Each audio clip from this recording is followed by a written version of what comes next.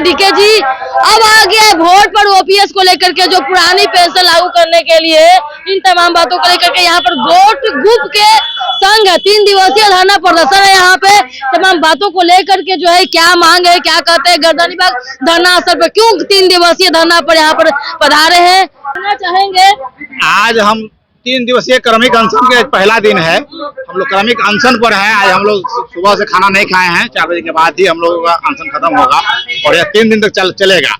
हमारी मांग है सीधे सीधे कि जिस तरह से माननीय सांसद, माननीय विधायक, माननीय मंत्री, माननीय मुख्यमंत्री, माननीय प्रधानमंत्री पुराने पेंशन लेते हैं और 1 जनवरी 2004 से पहले जो कर्मचारी शिक्षकों को मिलता था पुरानी पेंशन, वही पुरानी पेंशन हमारे कर्मचारी शिक्षकों को। हाँ, तो वही कहना चाहते हैं। आप 4 पेंशन ले सकते हैं, लेकिन हम एक मांग रहे हैं। आप बात करते हैं एक देश एक संविधान, एक देश एक कानून की बात करते हैं, तो देश में एक पेंशन, एक देश एक पेंशन होना चाहिए और पुरानी पेंशन हम तमाम कर्मचारी शिक्षकों को मिलना चाहिए। उसी के लिए बिहार के कर्मचारी शिक्षक जो है आज क्रमिक अनशन पर बैठे हुए हैं।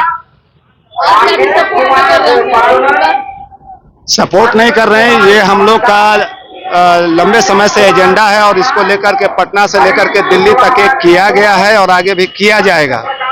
इसी क्रम में जब आज बिहार विधानसभा सत्र चालू है तो फिर से बहरी सरकार, अंधी सरकार को सुनाने के लिए यहाँ पर लोग बैठे हैं। इसी सरकार के मुखिया जो नीतीश कुमार जी हैं, महागठबंधन सरकार के चुनाव घोषणा पत्र में ये बात शामिल था कि जब सरकार बनेगी तो ओपीएस लागू किया जाएगा बिहार के अंदर। तो हम ये मांग कर रहे हैं कि जो नीतीश कुमार जी कर्पूरी और लोहिया की बात करते हैं, आज वो उनका नाम लेना छोड़ दिए है ना। आज वो गोलवरकर और सावरकर कर रहे हैं। तो हम कह रहे हैं कि लोहिया और कर्पूरी की थोड़ी सी भी लाज और शर्म नीतीश जी में है। तो जो कर्पूरी जी कर्पूरी फार्मूला के लिए जाने गए और लोहिया जी जन आंदोलन के लिए और 74 आंदोलन के लिए जाने गए, सत्ता परिवर्तन के लिए जाने गए, उसके जो चेले हैं माननीय मुख्यमंत्री जी, उनको चाहिए कि ओपीएस विद इन सेकंड इसको हाँ करें और ओपीएस बिहार में लागू करें। यही हम कहना चाहते हैं। ये क्या है, हमें चाहिए पुरानी पेंशन को लेकर क्या करेंगे? हाँ, हमें पुरानी पेंशन चाहिए। पुरानी पेंशन का मतलब क्या है कि सम्मान पूर्वक जीवन यापन के लिए सुरक्षा, एक गारंटी, एक भरोसा सरकार की तरफ से।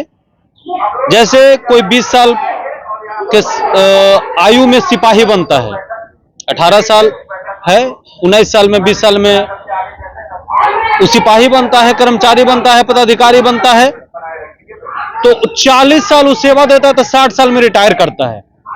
यानी पूरा जब जिंदगी उसका जिंदगी का पूरा मतलब जो मजा था, उसका जो पूरा निचोड़ था, मतलब उसका जो ऊर्जा था, उसका जो ताकत था, उसका जो फिजिकल फिटनेस था, मेंटल स्टेटस था, वो समर्पित कर दिया समाज को, देश को, सरकारी सेवा में लगा दिया। अब वो रिटायर होता है तो जो बैल सब दिन अच्छा से काम करके देगा, अगर वो हल चलाने की स्थिति में नहीं होगी तो उसको रोड पे आप छोड़ाइएगा, ये तो पाप न है। तो वही स्थिति अभी 1 जनवरी 2004 से केंद्र सरकार के स्तर पे और 1 सितंबर 2005 के स्तर से राज्य सरकार, बिहार सरकार के स्तर पे कर दिया गया हुआ है। पहले क्या था कि जब जवानी अपना पूरा समर्पित रहता था देश के, यहाँ के मिट्टी के लिए, यहाँ के आम जनों के लिए, 2004 के पहले वाली बात बता, 2004 के बाद का स्थिति, तो ये जो समर्पित रहता था तो पुरानी पेंशन मिलती थी, तो उसका सुरक्षित बुढ़ापा का गारंटी था। अब रोड पे छोड़ दिया गया हुआ है।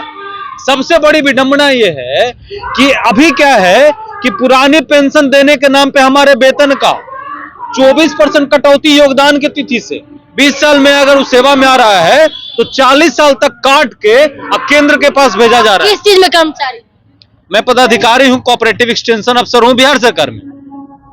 जी। छुट्टी पे होंगे आप? हाँ बिल्कुल। सैलरी कटेगी क्या?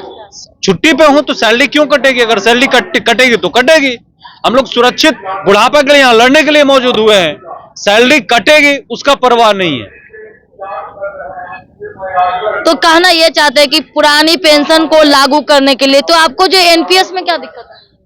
वही तो अब मेरा बात पूरा करने नहीं दिए। एनपीएस का ही तो मैं बता रहा था। एनपीएस मतलब नो पेंशन व्यवस्था। एनपीएस में क्या है कि हमारे वेतन का 24% कटौती 14% राज्य सरकार दे रही है, 10% हमारे वेतन से काट के पीएफआरडीए के पास भेजा जा रहा है। उस पैसे को शेयर मार्केट में लगाया जा रहा है। हमारा पैसा शेयर मार्केट में धराशायी होके कमाया हुआ वेतन का पैसा आधा हो गया और उसके बावजूद पेंशन नहीं। हमारा रिटायरमेंट का पैसा भी गया, पेंशन भी नहीं। हमारे साथ ठगी किया जा रहा है, राज्य सरकार के साथ ठगी किया जा रहा है। अगर ये पुरानी व्यवस्था होती तो हमारा ये 24% पैसा राज्य सरकार के पास होता। राज्य सरकार के पैसा राज्य सरकार के पास होता तो सुरक्षित होता। राज्य सरकार उस पैसे से योजना चलाती, कल्याणकारी योजनाओं का संपादन करती। राज्य सरकार को कहीं कर्ज के रूप में रुपया नहीं लेना पड़ता। अब पेंशन जब हम रिटायर होंगे तो दिया जाता, जब का जब सोचा जाता। लेकिन मेरा एक सवाल है या जनता का सवाल है कि आप कह रहे हैं कि पेंशन को लेकर ये बात तो उचित है, सही है, लेकिन दूसरी एक क्वेश्चन आ रहा है कि एक 7वां वेतन लागू हुआ, ठीक है, अब 2026 में जो है 8वां वेतन लागू करने का मांग आप देख रहे होंगे, तो उसमें जो है क्या उसमें राहत आप लोग का एनपीएस को लेकर के उसमें होगा या नहीं होगा? देखिए, 7वां वेतन आयोग और 8वां वेतन आयोग, उसके पूर्व का वेतन आयोग से आप तुलना करके देखेंगे तो आपको पता चलेगा कि मामूली फायदा दिया जाता है। अब 8वां वेतन आयोग में सरकार क्या करेगी पता नहीं। हमें तो पुरानी पेंशन चाहिए। हम लोग फिलहाल इस मुद्दा को लेकर के बैठे हैं। अभी मैं आपको बता देता हूं, वेतन आयोग एक दूसरा मामला है। वेतन आयोग मामला क्या है कि जैसे आप देखेंगे कि एक इंजीनियर बनता है, एक डॉक्टर बनता है, उसका एक परीक्षा होता है, एक पदाधिकारी बनता है तो उसका एक परीक्षा होता है।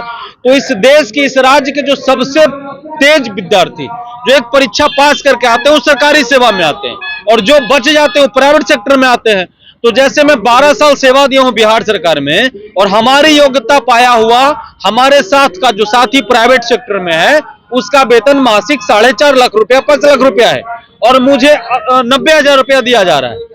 तो जब मैं योगदान दिया था तो मैं उस बाजार का जो सबसे बढ़िया कंपटीशन होता है उसको पास करके यहाँ योगदान दिया था। तो हमारा समय समय पे हमारा वेतन बढ़ोतरी हो, इसके लिए वो वेतन आयोग आता है कि प्राइवेट सेक्टर में हम होते तो 5 लाख, 4.5 लाख, 3 लाख वेतन होता। और पेंशन जो होता है वो बुढ़ापे की गारंटी होती है कि सम्मान पूर्वक जीवन यापन के लिए हमें रोड पे किसी के भरोसे न छोड़ दिया, डिपेंडेंट नहीं करे, यहाँ तक कि बाल बच्चे पर भी डिपेंड न रहे। जी। आज के डेट में कौन किसको देखता है, कौन किसको होता है? बाल बच्चा किसी का आज का हुआ है। आप पढ़ाते हैं तो स्वार्थ के लिए पढ़ाइएगा, बाहर विदेश चला जाएगा, बाहर चला जाएगा, या कहीं काम करने आपके पास तो रहेगा? बताइए, वो अपना में व्यस्त है, वैसे ही शादी ब्याह कर ले, उधर ही अपना व्यस्त है, तो बुढ़ापे का जो है सहारा तो वही है, और घर में तो वही रहता है, लोग करता है। बिल्कुल बिल्कुल बिल्कुल। अपने जो मानी है तो अब अगर अकेले भी हैं, अगर दोनों साथी में से अगर एक साथी अगर रहते हैं नहीं रहते तो वो तो पैसा से भी, किसी नर्स हो, किसी डॉक्टर हो, किसी के मतलब कि रख करके उस पैसे से आप जीवन या फिर बुढ़ापे का 80 साल 100 साल तक आप तो जीवन निर्वाह कर सकते हैं। बिल्कुल बिल्कुल बिल्कुल, इसी काम के लिए हमें पेंशन चाहिए ताकि हमें किसी से मांगना ना पड़े। ये सरकारी में भी पेंशन चाहिए कि प्राइवेट में, दोनों में चाहिए कि नहीं चाहिए? जैसे आपके दोस्त जैसे बोले कि उन लोगों का 5 लाख मिलता है, हम लोगों को 90,000 मिलता है। देखिए मैडम, ऐसा है कि असंख्य समस्याएं इस पृथ्वी पे है। फिलहाल हम एक समस्या पे बात कर रहे हैं। National movement for old pension का बैनर है, सिर्फ एक मुद्दा है। मुद्दा सरकारी कर्मचारियों, पदाधिकारियों, शिक्षकों को सुरक्षित बुढ़ापा यापन के लिए रिटायरमेंट के बाद मांगों को लेकर के बस पुरानी पेंशन लागू है। उन्हीं लोग उसी तमाम बातों को लेकर के यहाँ पर बैठे हैं। मात्र इनका एक ही मांग, दूसरा कोई मांग है। ये तो अथाह है, समुद्र है, और दूसरों बात है कि तो आवश्यकताएं तो अनंत है, लेकिन इनका एक ही मांग है, जो प्राथमिक मांग है उनका जो है पेंशन, पुरानी पेंशन जो है वो लागू हो। जय हिंद, जय भारत। देखते रहिए डीके चैनल में। अगर आपको भी पेंशन चाहिए तो इस वीडियो को शेयर कीजिए, जन जन तक पहुंचाइए। किसको किसको चाहिए? कहा सरकारी को भी चाहिए, प्राइवेट वाले काम करने को नहीं चाहिए। वो तो खून चूस करके दीमक की तरह खाते करते हैं, उसके बाद फिर एज खत्म, उसके बाद फिर आप खत्म। तो क्या चाहिए कि नहीं चाहिए? आप लोगों को भी पेंशन चाहिए ना? चाहिए तो फिर वीडियो को शेयर कीजिए, लाइक कीजिए, सब्सक्राइब कीजिए। जय हिंद, जय भारत।